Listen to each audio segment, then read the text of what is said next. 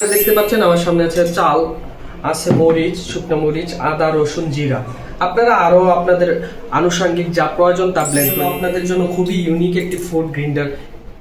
এটা হলো stillness still, আর এটার মডেলটা হলো 0924। অবশ্যই আপনারা বাজারে কিনতে গেলে বা অনলাইনে অর্ডার করতে গেলে অবশ্যই এটার মডেলটি চেক করবেন 0924। এটা এখন আমরা আনবক্সিং করছি। এটা বাবল পেপার দিয়ে র্যাপিং করা থাকবে ভিতরে, সাথে পাবেন একটি ম্যানুয়াল বুক, কিভাবে আপনারা ইউজ করবেন এখানে সব দিক নির্দেশনা দেওয়া। ফুল বডি স্টিল এবং এটি 600 ওয়াটের। আপনারা বাজারে অনেকই পাবেন 300 ওয়াট বা আরো কম বেশি হতে পারে, এবং এটার ভোল্টেজ হলো 220 ভোল্ট। এগুলো অবশ্যই দেখে শুনে নেবেন, বাজারে অনেক নকল মাল। আমার সামনে এখন আছে চাল, আমি এখন চাল গুঁড়া করে দেখাবো, এবং সাথে নিয়েছি আদা, মরিচ, রসুন, জিরা, এবং এটি আপনারা খুবই সহজে শিশু খাদ্য তৈরি করতে পারবেন এটার মধ্যে দিয়ে। দেখছেন চাল,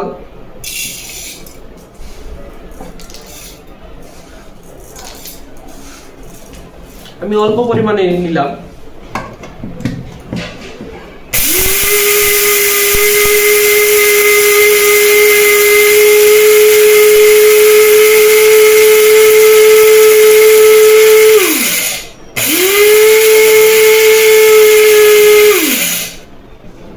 আমি আপনাদেরকে বলবো না 10 সেকেন্ডে এটা ব্লেন্ড হয়ে যায়, তবে ক্ষেত্র বিশেষে বিভিন্ন মশলা হয়ে যেতে পারে। এই যে যে যে যে খুবই খুবই খুবই সুন্দরভাবে মিহি হয়েছে।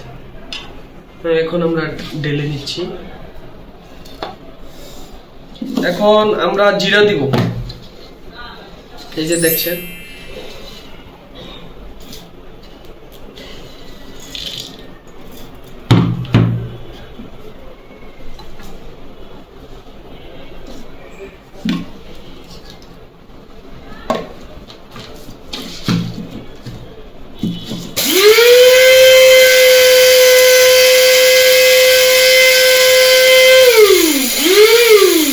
সাউন্ড কোয়ালিটিও ভালো, এটা বেশি দূরে নয়েজ যাবে না, এই নিয়ে আপনার প্যারা নিতে হবে না।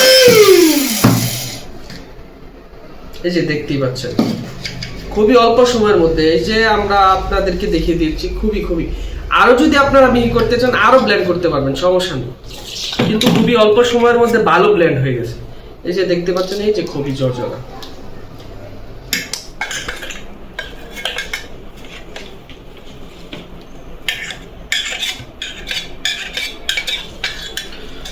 খুবই খুবই সুন্দর ব্লেন্ড হচ্ছে, আমি খুবই এক্সাইটেড। এখন আমরা দেব শুকনা মরিচ। শুকনা মরিচগুলো আমরা অল্প ভেজে নিয়েছি।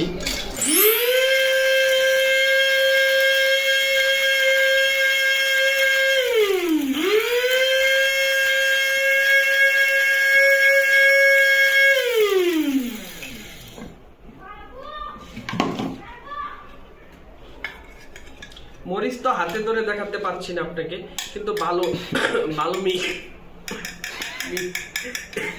মিহি হয়েছে। এখন আমি আদা ব্লেন্ড করে দেখাবো। আদা রসুন অবশ্যই ব্লেন্ড করার আগে আপনারা কুচি করে কেটে নেবেন, এবং ব্লেন্ডের সাথে একটু অল্প পানি মিশিয়ে নেবেন। অল্প দিলাম। এখন আপনারা এই যে এটা বরাবর এই ছিদ্রটায় বসাবেন, এটা হলো সুইচ মূলত। হ্যাঁ,